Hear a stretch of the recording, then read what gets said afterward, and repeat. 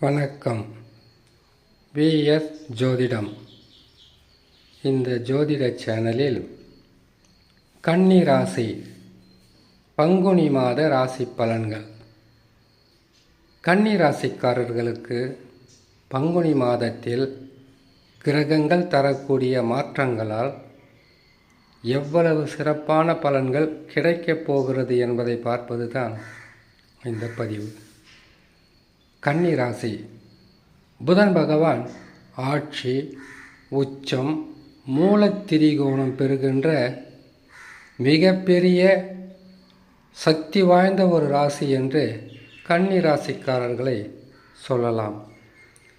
கடந்த சில மாதங்களாக நல்ல நிலையில் இருந்த பொருளாதார உயர்வு, குடும்பத்தில் இருந்து வந்த பல வகையான நற்பலன்கள் தடைப்பட்டு போனதற்கு காரணம் குரு வக்ரம். குரு பகவான் 11ஆம் இடத்தில் உபஜயஸ்தானத்தில் அமர்ந்திருந்து தற்காலிகமாக 4 மாதங்களுக்கு மேல் வக்ரகதியில் அமர்ந்திருக்கிறார். உங்களுக்காக மட்டும் இல்லை, 12 ராசிக்குமே குரு பகவான் வக்ரம்தான்.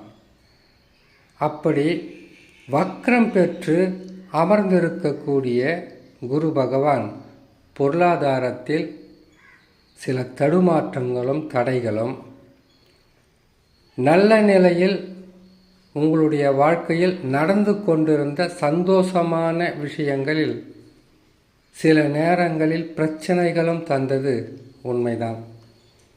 இதற்கு காரணம் குரு பகவான் தான்.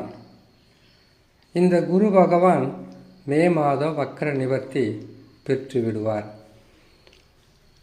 குரு பகவான் வக்ர நிவர்த்தி பெற்றுவிட்டால் எதிர்பார்த்ததை விட எதிர்பாராத அதிர்ஷ்டங்களையும் பெற்று வாழ்க்கையில் கன்னிராசிக்காரர்கள் மிகவும் உயர்ந்த ஸ்தானத்திற்கு செல்லக்கூடிய காலம் அருகில் வந்துவிட்டது. சரி, குரு பகவான் நன்மையை செய்யக்கூடிய ஸ்தானத்திற்கு வந்து விடுவார், வரப்போகிறார். நன்மைகள் நடக்கப் போகிறது அதிகமாகத்தான் என்பதை உணரலாம். இம்மாதத்தில் கிரகங்கள் தரக்கூடிய பலன்களை பற்றி அறிந்து கொள்வதற்கு முன்பதாக சந்திராஷ்டம தினங்கள். சந்திரன் ஒரு ராசிக்கு 8ஆம் இடத்தில் அமரும் காலம் பல வகையான குழப்பங்களும் மன நிம்மதி இல்லாத சூழ்நிலையும் உருவாகும் என்பதினால் இந்த 2.25 நாட்களில் பங்குனி மாதத்தில் தான் இது செய்யணும்னு கிடையாது. மாதம் அந்த 2.25 நாட்கள் என்பது சந்திராஷ்டம தினங்களாக ஒவ்வொரு ராசிக்கும் வரும். அப்படி வரும்போது அந்த ராசிக்காரர்கள் புதிதாக எதையும் செய்யாமல் புதிய முயற்சிகளை தவிர்த்து வேகமாக செயல்படக்கூடிய எந்த செயலாக இருந்தாலும் சற்று நிதானமாக சிந்தித்து செய்தாலே நஷ்டங்களும் கஷ்டங்களும் வராமல் தடுத்து கொள்ளலாம். ஒவ்வொரு மாதமும் இந்த பலன்களை சொல்லுவதினால் இதற்கு அதிகமாக விளக்கம் தேவையில்லை. சரி, சந்திராஷ்டம தினங்களை பார்க்கலாம். வருகின்ற 20ஆம் தேதி 3ஆம் மாதம் 2026 பங்குனி மாதம் 6ஆம் தேதி வெள்ளிக்கிழமை இரவு 3:53 மேசராசியில் சந்திர பகவான் சஞ்சாரம் செய்யும் போது சந்திராஷ்டம தினங்கள் ஆரம்பமாகும். சந்திராஷ்டம தினங்களிலிருந்து விடுபடக்கூடிய நாட்களாக 23/3/2026 பங்குனி மாதம் 9ஆம் தேதி திங்கட்கிழமை காலை 6:44 ரிஷபராசியில் சந்திர பகவான் சஞ்சாரம் செய்யும் போது சந்திராஷ்டம தினங்களிலிருந்து விடுபடக்கூடிய நாட்களாக இருக்கும். இம்மாதத்தில் கிரகங்கள் தரக்கூடிய பலன்களை பார்க்கலாம். கன்னிராசியான உங்களுக்கு உங்கள் ராசிக்கு 6ஆம் ராசியில் செவ்வாய், புதன், ராகு.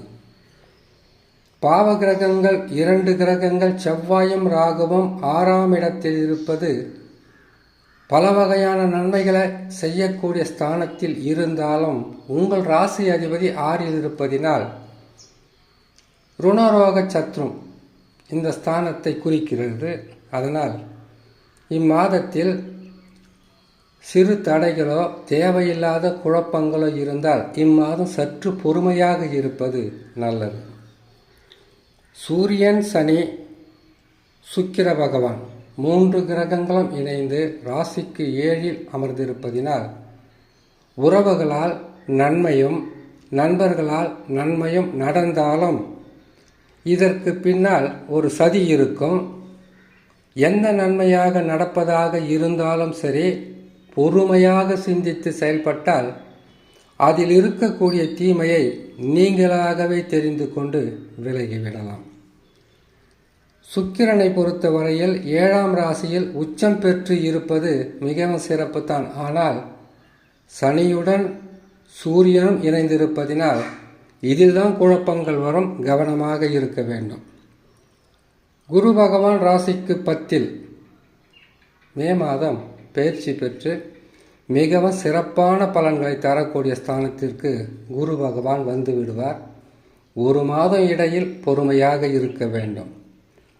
கேது பகவானை பொறுத்தவரையில் ராசிக்கு 12இல் அயன சயன போக விரயஸ்தானம் என்று சொல்லக்கூடிய இடத்தில் இருப்பதினால் 12ஆம் இடத்தில் கேது என்பது விரயங்கள் இருக்குமே தவிர பெரிதளவு கெடு பலன்கள் என்பது அவ்வளவு எளிதாக இருக்காது.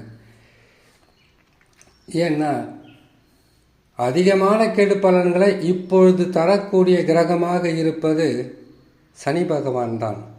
கண்டக சனி கவனமாக கையாளக்கூடிய காலகட்டத்தில் கன்னிராசியான நீங்கள் இருக்கீங்க.